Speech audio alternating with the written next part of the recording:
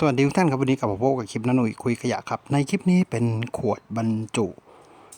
เป็นบรรจุยานะครับเป็นขวดพลาสติกนะครับผมจะนำขวดนี้กลับมาใช้งานอีกครั้งครับโดยรูปทรงมันน่าใช้งานมากเลยนะครับผมเป็นขวดพลาสติกครับผมโอเคครับติดตามชมนะครับจากขวดพลาสติกขวดเหลือใช้ครับผม